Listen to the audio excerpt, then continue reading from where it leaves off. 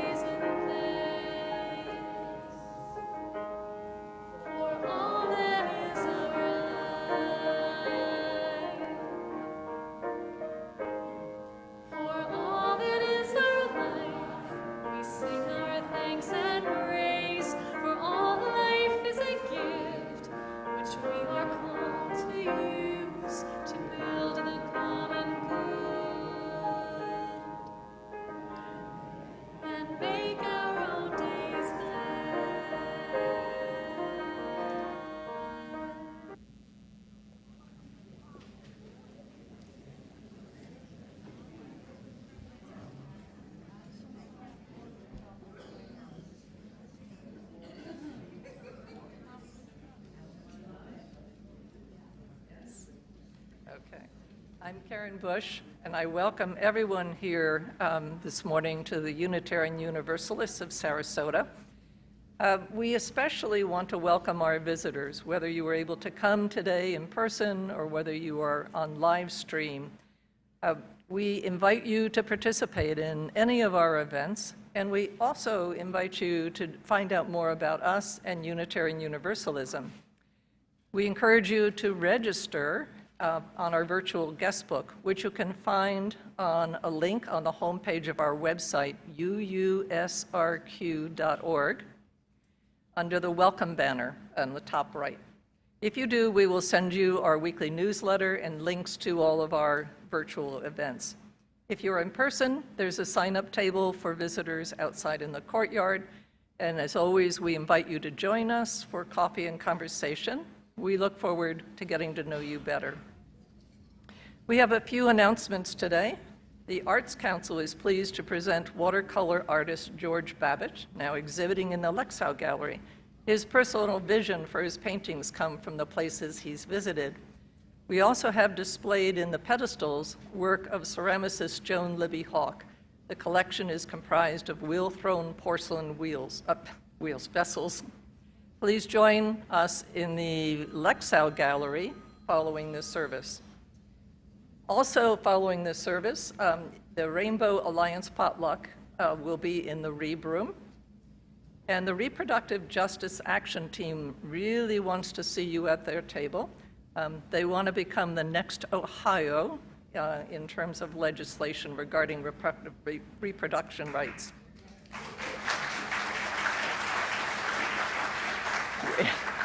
We are in a crucial time frame for the reproduction right petitions. All petitions must be sent in by the end of December. They have self-addressed envelopes for you to take home and have friends and family sign at your Thanksgiving get-together. and you can return the completed petitions to the church or mail them. Lastly, if you still need to pick up tickets or gift cards or to pay for your BidFest winnings, we have a table over by the Reeb Room. Please stop by and let us wrap up the auction. Thank you very much.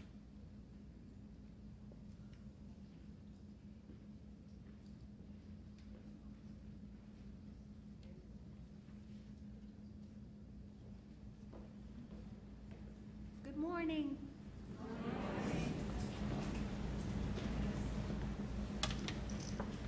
We are so happy to be here. We're Passerine, we're a local folk group, and we picked our songs today for gratitude. And this song that we're going to start with is about the working people of the world. We all go to our day jobs, and you know, we're really grateful we have those, right? And we're really grateful we can be here today with you. It's called 7 Days.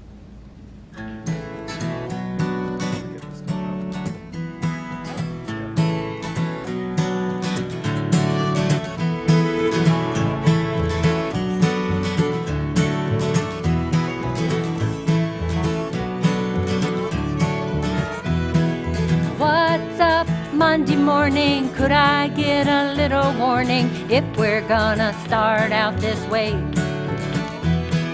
Why'd you have to burn my breakfast? All my clothes are pink again. This isn't how I plan to start my day. Going back to bed, I need more time. Let me start over in a better frame of mind.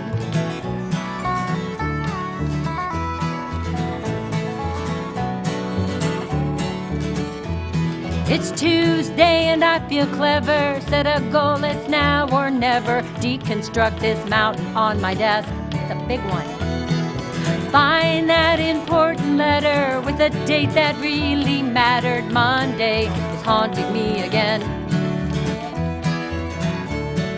Wednesday, please be kind. Let's put those last 2 days far behind us.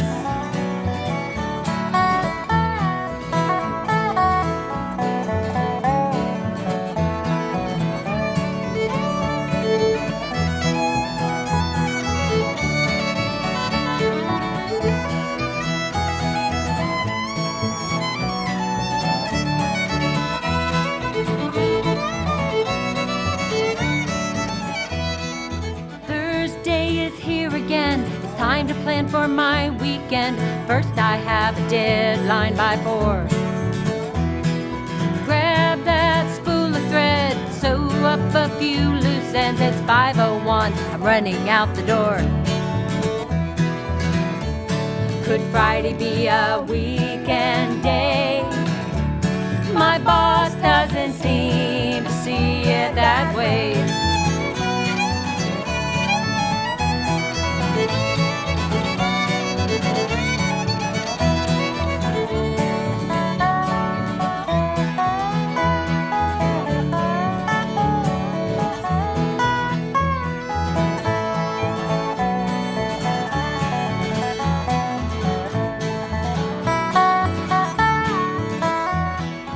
Saturday's a lazy day. Weekend mornings start this way. Wait, you crack me up again. Breakfast at any hour. Do I really need a shower? Dinner downtown with my friends. Sunday we gather for songs. Church pew, front porch, backyard, all a concert hall. Then it's Monday again. Say goodbye to my weekend. And it's Monday again. Say goodbye to my weekend. And it's okay if it's Monday again and again and again and again and again and again and again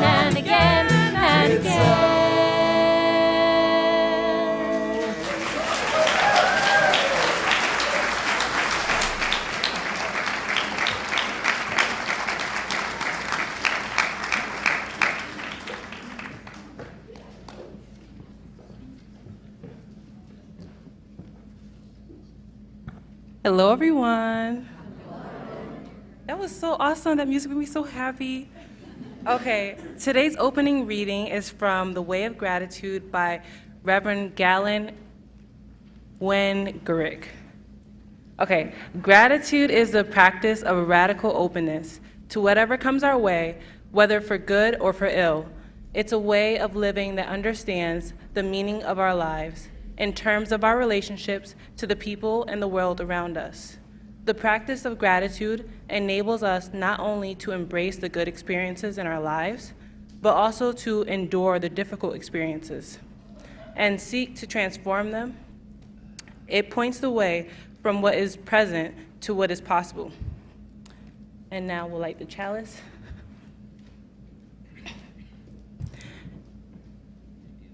Okay.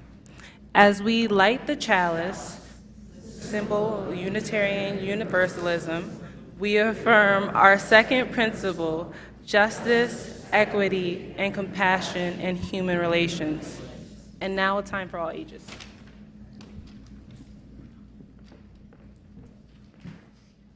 Good morning, everybody. I am going to apologize up front for the quality of my voice because I'm on the back end of a head cold, which apparently is still a thing. Who knew? So, today, our story is a simple book that is part of a series that is made for children. It's so eloquent for all of us, though. It talks about gratitude. And you get to be part of this story, too. So I need everyone to practice as if you're holding a teacup. Practice, please. Okay. Raise it up high so I can see. Yep. You got it. Okay. Now, there will be a part in the story where I'll ask you to raise your cup again. So be ready. So today's story is Zen Pig, All That Is Needed by Mark Brown and illustrated by Amy Lynn Larwig. After a long, hot summer, it was that time of year for the Festival of Thanks, full of excitement and cheer. The whole town was gathered, and they asked Zen Pig to speak. Smiling brightly, he accepted and began his small speech. Each and every one of us could count our blessings all day, yet never come to an end or run out of thank yous to say. When we recall all that we have becomes enough. Happiness cannot be won just by getting more stuff.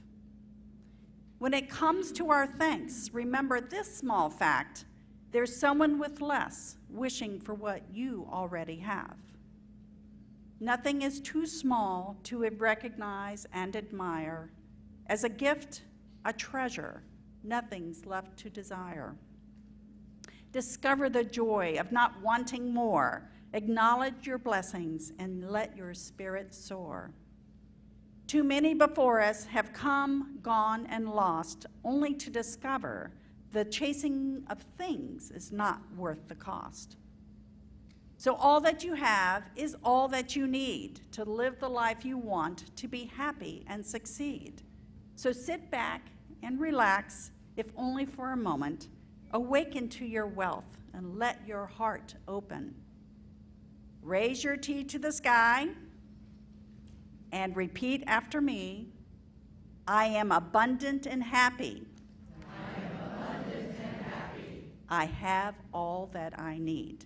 I have all that I need. Thank you. Namaste. The light in me loves the light in you. I am grateful for all of you being in my life and the support you have given me in my ministry. And I'm grateful for the abundance in my life.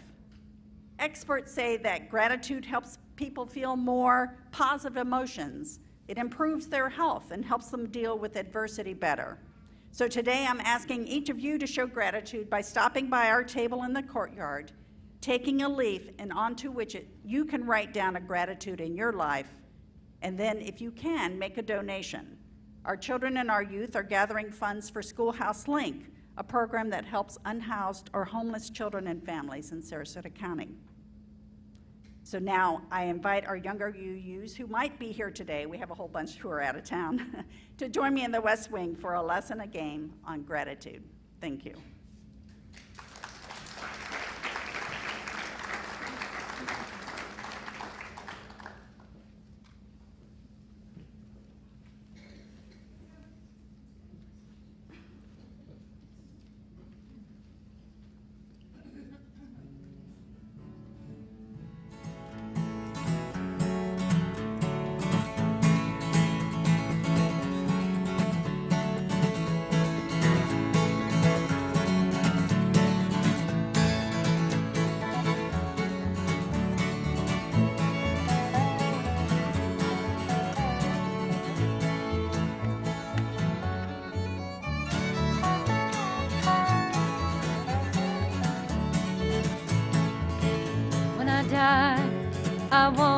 remember. I'll leave with no regrets. These days that I've been given, I can say have been truly blessed. Some lessons were harder than others. I paid a very high cost. I boarded up many a doorway, but you opened the door to my heart.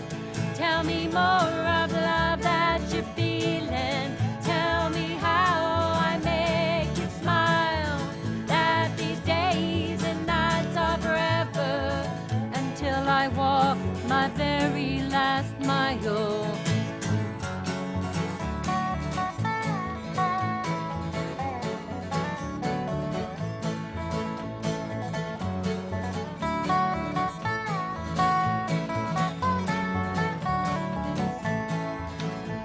That time found me drowning.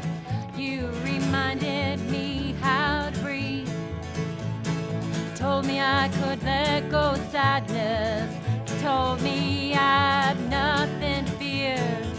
So tell me more of the love that you're feeling. Tell me how I make you smile. That these days and nights are forever, until we walk our very last mile.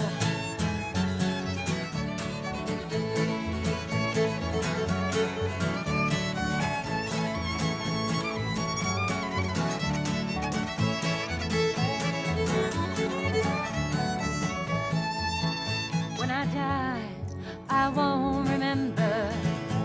I'll leave with no regrets, because these days that I've been given with you, I can say have been truly blessed.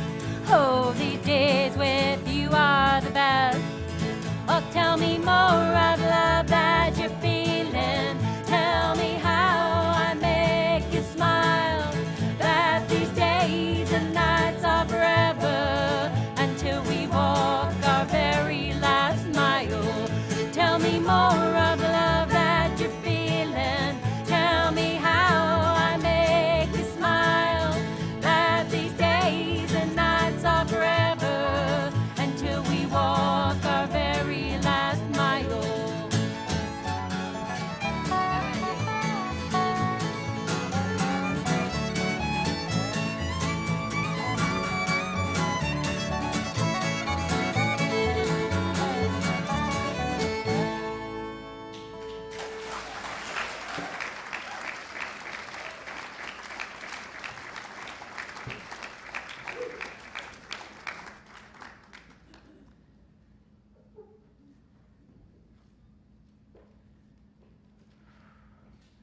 Well, thank you. Thank you. Beautiful music as always. And thank you to our sound team for adapting and jumping in when we had to come up with an alternative for music. I thought we did the opening hymn pretty good there without live piano.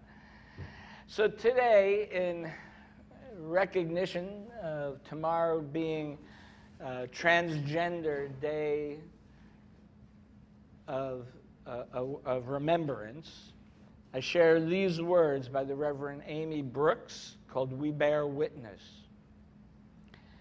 We people gathered here today on the quest for truth and meaning bear witness to record of human lives extinguished simply because these people dared to live authentically.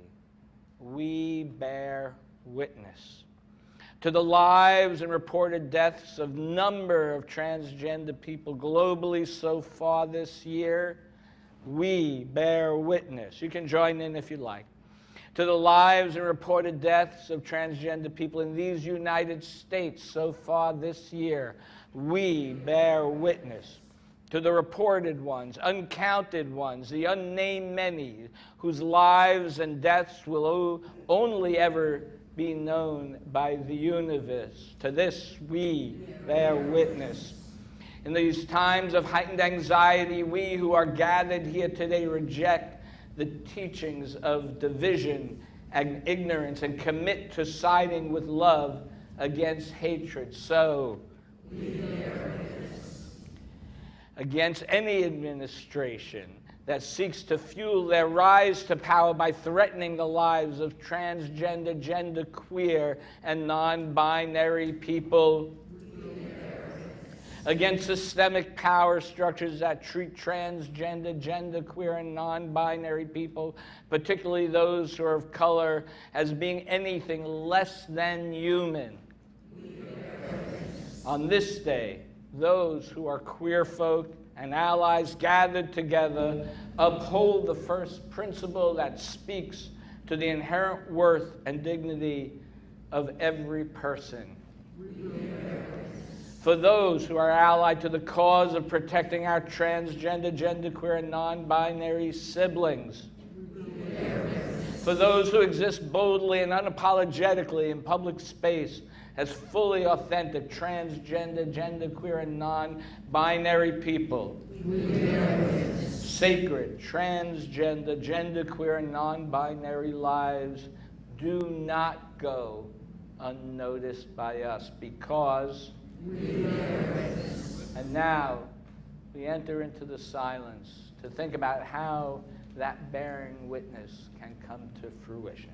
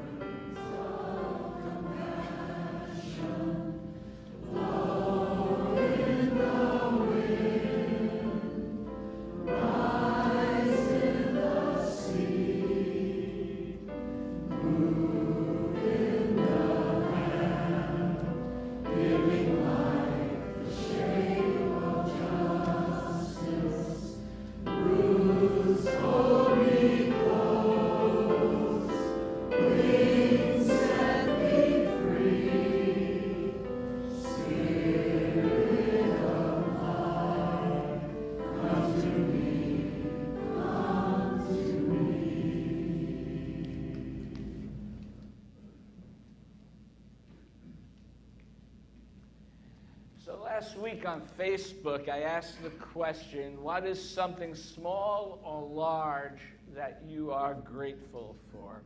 Now, I do this periodically over the years. This year, I only had 90 comments, which is still pretty good, but some years I have over 200. So I guess the algorithm is working against me these days. I don't know. One year, someone said they were grateful just to read all the comments. And but, you know, I do think that's poignant in a way. Like what we do, what we focus on becomes often our mindset. If we focus on gratitude, it becomes a way of being. Now, the responses this year fell within some general categories. There were many who were grateful for practical things we often take for granted until we don't have them. Maybe comfortable beds, comfortable chairs, appliances, air conditioning, much more here than when I was in Iowa. But for many of us, these are second nature, although not for everyone. Could we live without them? Sure. If we had to, we could adapt.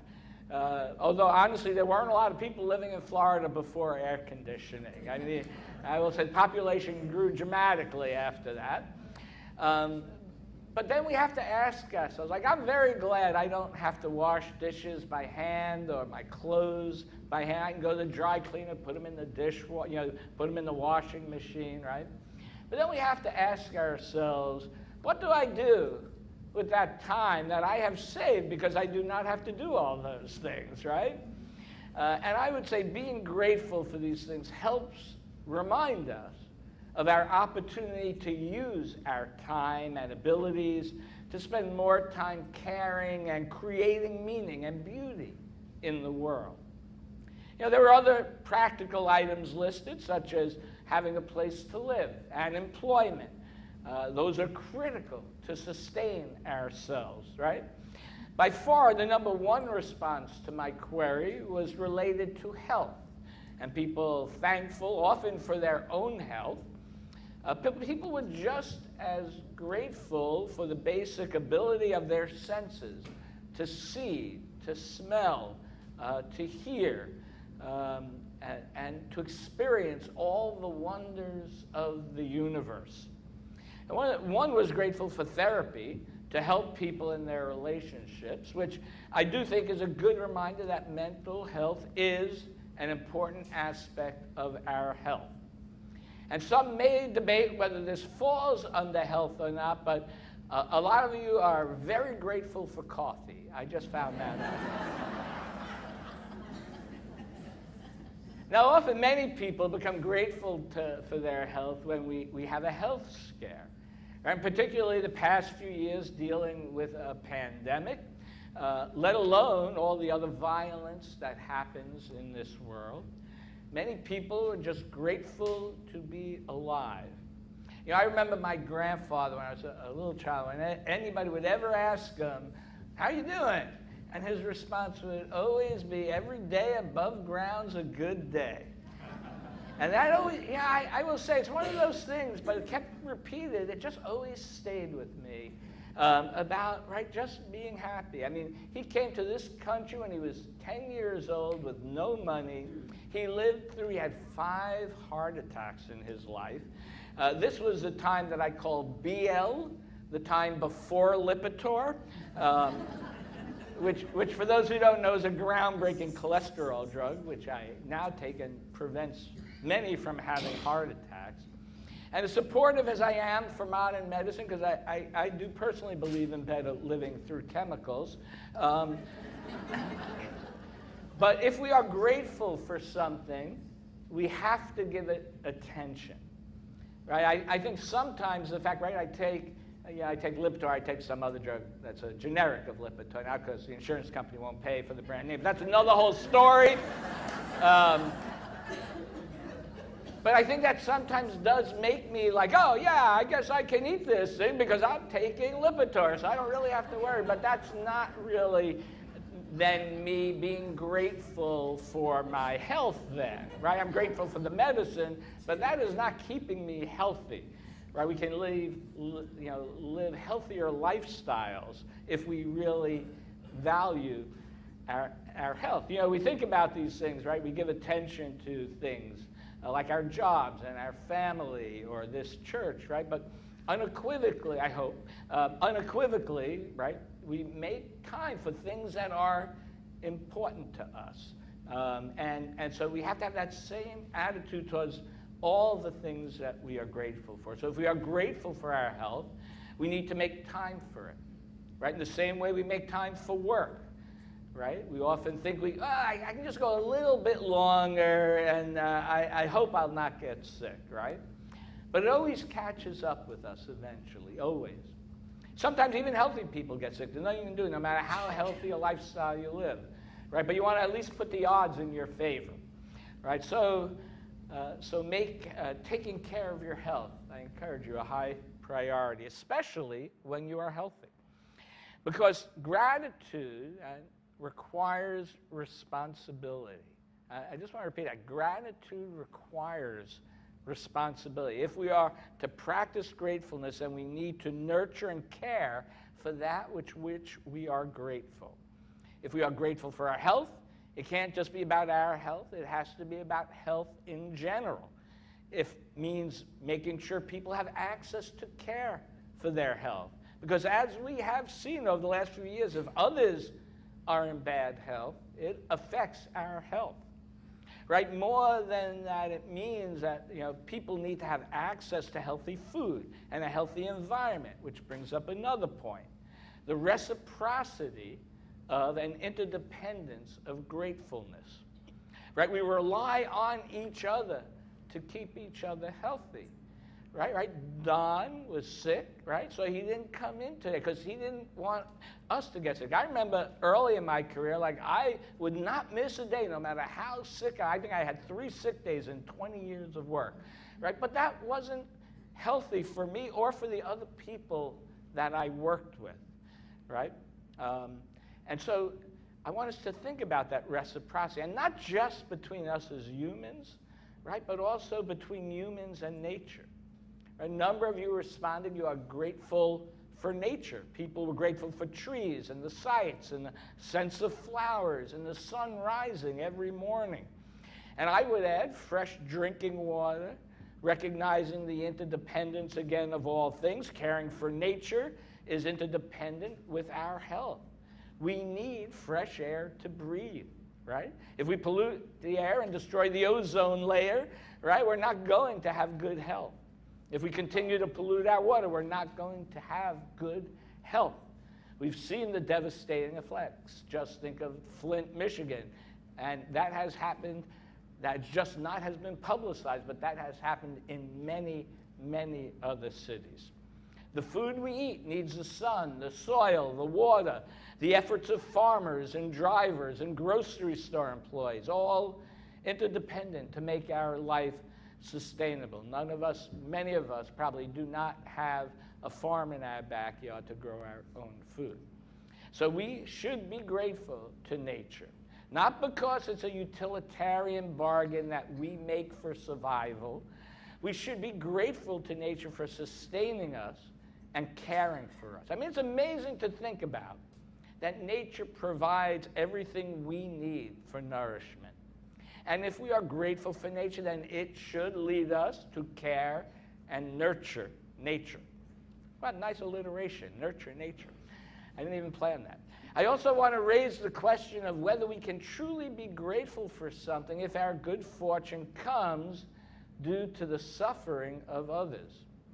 The now deceased chief rabbi of Britain, Jonathan Sacks, in his book, The Dignity of Difference, wrote about how great civilizations often do not last long, and their fall is due to the lack of caring for the most vulnerable. He writes, and I quote, "Societies where self-interest trumps the common good eventually disintegrate. Affluence makes you complacent. You no longer have the moral and mental energy to make the sacrifices necessary for the defense of freedom. Inequality grows. The rich become self-indulgent. The poor feel excluded. There are social divisions, resentments, injustices," end quote. He points to the writings of the Western religions such as Isaiah in the Hebrew tradition, where he quotes, "Learn to do good, seek justice, rebuke the oppressor, defend the fatherless, plead for the widow." And then in the Christian tradition, he points to Jesus' admonition to welcome the stranger and love your neighbor. There are countless other statements of Jesus about how the wealthy will not get into heaven and to not store up your treasures in this life. Sacks also points to the third pillar of Islam, zakat, right, which calls for the purification of wealth by giving away a portion of it to those who are in need. And I would point to Unitarian Universalist principle of justice, equity, and compassion in human relations. If we believe in the inherent worth and dignity of all beings, then we as a society need to care for everyone. Not only to right the wrongs of social injustices that have put before some, but to recognize, as someone responded in my post, that they were grateful where and to whom I was born. Mere luck of who we are born to or circumstances we encounter should not define one's life and should not affect one's dignity and should not limit one's possibilities. And the truth is, early in my life, growing up in the harsh environment of the Bronx, I saw life as a struggle to overcome, not a gift to be grateful for. But of course, how you experience something in the present moment versus how you understand it later in life are two very different things.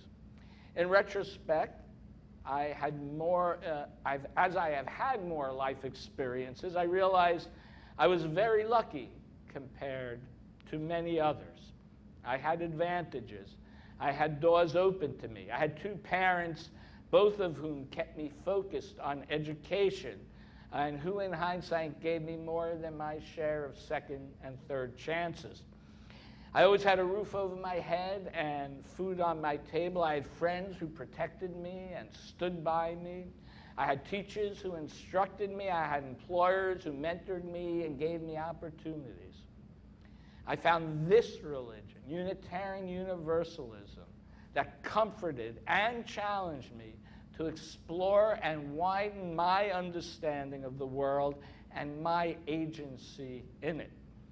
I'm grateful for all that this life has given me, and I have tried to live out my life, ever imperfectly, trying to share what I have learned. The religious message is clear. If you live in a grateful way, you share with others. It is with that thought in mind that we will now take today's offering. We invite you to be as generous as you can. For those online, here on your cell phone, there's a link to donate or the QR code. And so thank you. Let this sacred time begin and enjoy this music.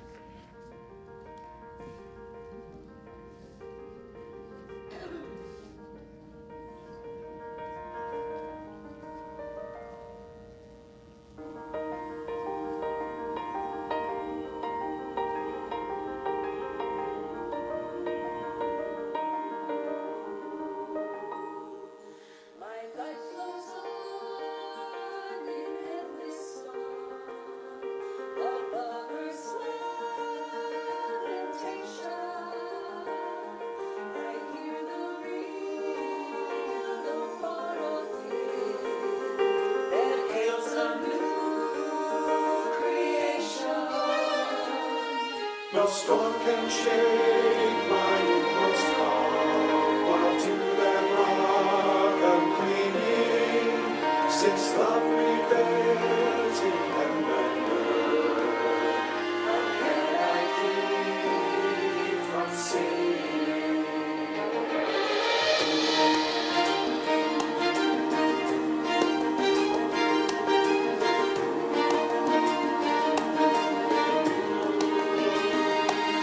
While all the time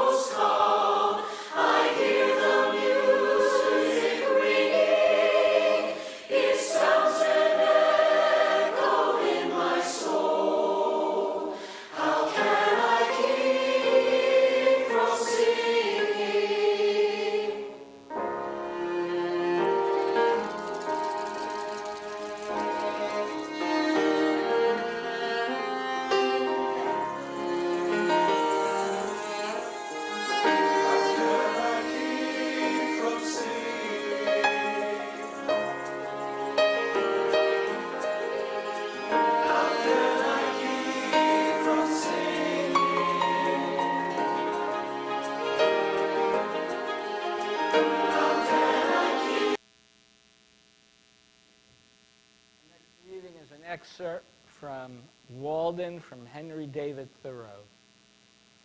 We must learn to reawaken and keep ourselves awake not by mechanical aids, but by the infinite expectation of the dawn, which does not forsake us in our soundest sleep.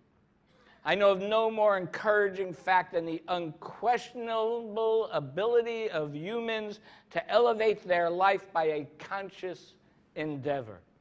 It is something to be able to paint a particular picture or to carve a statue and so to make a few items beautiful. But it is far more glorious to carve and paint the very atmosphere and medium through which we look, which morally we can do to affect the quality of the day. Right? That is the highest of arts, that every human is tasked to make their life, even in its details, worthy of the contemplation of their most elevated and critical hour. And now, once more, Pedicini.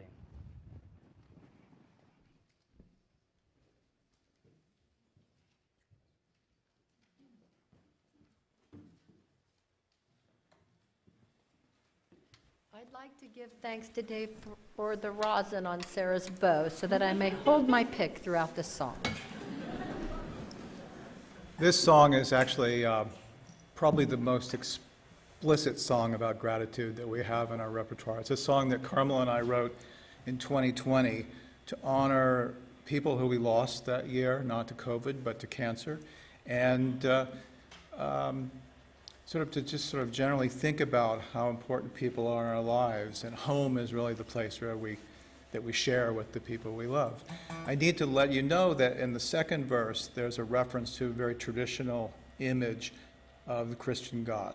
And I want to say that this is not Carmel and I preaching, but this reflects my sister's faith. The verse is about my sister. She became a fundamentalist Christian as an adult. Over the years, we argued about that quite a lot. She was always proselytizing. It drove me nuts. But even as someone who did not share her faith, I had to be both moved and grateful as we gathered around her deathbed, and she gave her family the gift of dying without fear. And that was a very powerful thing, and something that I really think about as someone who does not share that faith. So that's Welcome Home.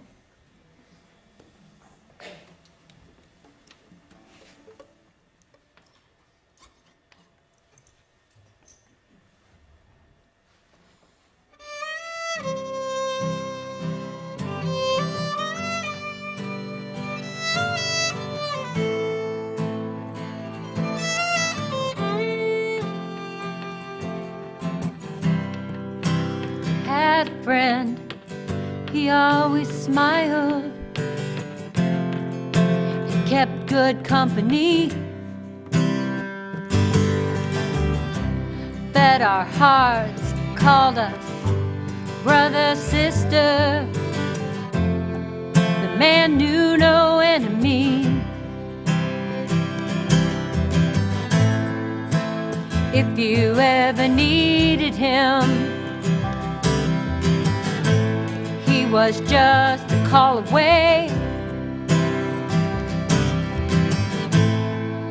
He'd tell you he's so proud of you, and he'd say, welcome home, the door is always open, we're so glad you made it, bring your love inside. We'll tell our stories, be grateful for this bounty, raise our glass to heaven, thank you for this time.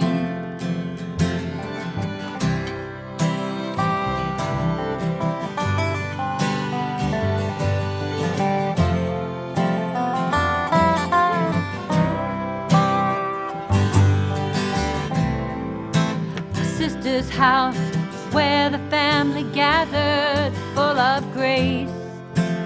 place of love and light. We found comfort, food and conversation, quiet joy shared by firelight.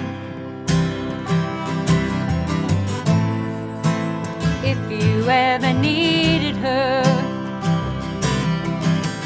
the home she made was always there, as open as her heart would be when she'd say, welcome home. God is always present. He'll take your burdens, he'll ease your mind. Know God loves you just as I do, my good and faithful servant. Thank you for this time.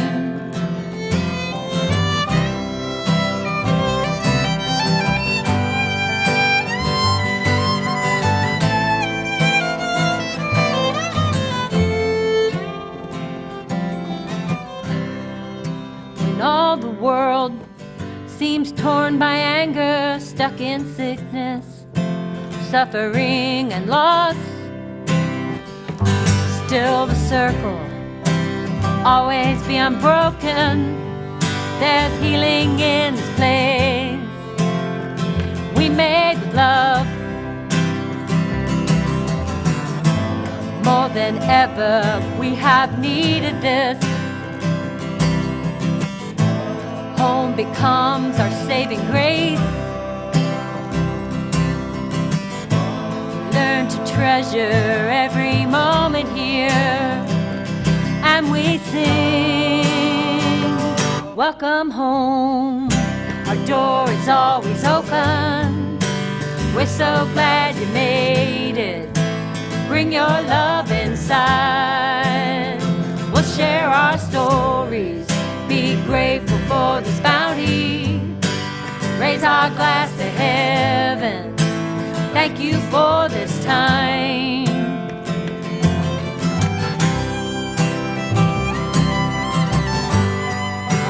Thank you for this time. Thank you for this time.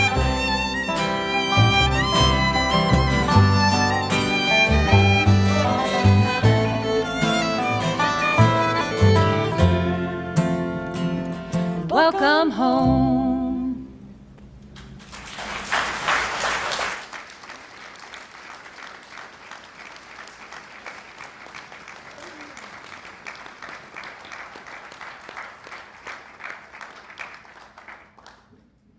Thank you for your time and your skills and your willingness to share with us. So some of the one-off responses to my question of what you are grateful for was mystery, traffic, and I actually asked this person, like, why are you grateful for traffic? And they actually wrote a poem about it. I don't have time to reprint to go through that now, but you know, it was very interesting. And I do want to say I am going to sorry to disappoint the person who wrote that they are grateful for short sermons. So the second most listed gratitude item in my post after health was in regard to relationships. People being grateful for family in general. Many mentioned children and grandchildren. A number of people mentioned friendships, finding love. So many people mention their pets. This year, more cats than dogs. I don't know what's up with that. No snakes this year. Not that there's anything wrong with that. But a number of you mentioned that you are grateful also for your relationship with the UU of Sarasota, and that is appreciated. Author David Foster Wallace writes, and I quote, "We are able to choose what we pay attention to and how we construct meaning. These choices involve attention and awareness and discipline and effort and being able to truly care about other people and to sacrifice for them." end quote. So as I think of my relationships, family, friends, childhood friends, church friends, work friends, colleagues, the deepest relationships I have had and have were and are the people I have the most shared experiences with. The people with whom I struggled together, stood by each other in good times and in bad, encouraged each other, were present to each other. Relationships have formed me. Deep relationships are not transactional, but reciprocal. I think it's important to recognize that everything, though, is in relationship with each other. People, community, environment. It's just a matter of what type of relationship we have. If we live in a way of gratefulness for others, the deeper our relationships should be. The deeper our meaningful experiences should be. The deeper our understanding of each other becomes. And I think understanding is such an important part of gratitude. If we believe that we have agency in the universe, then we should be grateful as new knowledge is revealed and learned. And the more we understand, the more likely we can make the possible real. It's important to understand that knowledge comes in different ways and from different people with different learned experiences. And we should be grateful to learn from others, especially those who have had different experiences than us. Just thinking about my morning forum about the Arab-Israeli conflict. If you talk to an Israeli and a Palestinian, you will have two completely different lived experiences. And it's important to hear both of them. And that is why relationships are so important, and that is why curiosity is so important. Living with gratefulness for knowledge leads us to and needs us to be open to new understandings and new ways of being. Ultimately, gratefulness is a practice. We can choose how we orient our lives. One comment was a recognition of the gratefulness of time. And I thought that was critically important. We know our time is limited on this earth. I learned that early in my life, how fragile life could be, which makes every moment we live, no matter what age we are, it makes every moment we live beautiful and meaningful. When we live with a sense of gratitude, we focus on what is important and not waste a moment of time. I've often heard from people, who waited for just the right moment that just never comes because something else gets in the way. Often the right time never happens, so we just have to make the time. And so I encourage you to make time for what is important to you. Make time for each other. Now, I'll share just very quickly, my parents retired at a very young age, sold everything they had, and traveled across the country in an RV. Now that is crazy because we never went camping, not one day in my entire life growing up. But they loved it. It's what they always wanted to do. Now, of course, that left no money for me when they died, but I am happy for them because 5 years later, if they had worked until their normal retirement, my mother got cancer and then died soon after that. And so you can't take it with you, was what they used to always tell me. Explore, enjoy every moment of your life. Tell people how you feel about them. Do the things that are important to you. I want to finish by saying that I am grateful to all of you for showing up week after week, caring for each other, challenging each other, building relationships with each other, welcoming newcomers, experimenting with new ideas, for giving me the opportunity to be part of your lives and this community. It is the greatest honor, honestly, that I have in my life to do this, and I want you to know before another day passes, how grateful I am for each and every one of you that allows me to do this, for each and every moment that we have together. And lastly, a way of gratitude invites us to the possibilities in life. So let us imagine the possibilities of what can be and what we can create together if we live with the mindset of gratitude. May it be so. I invite you now to rise in body for our closing hymn, number 67. We sing now together.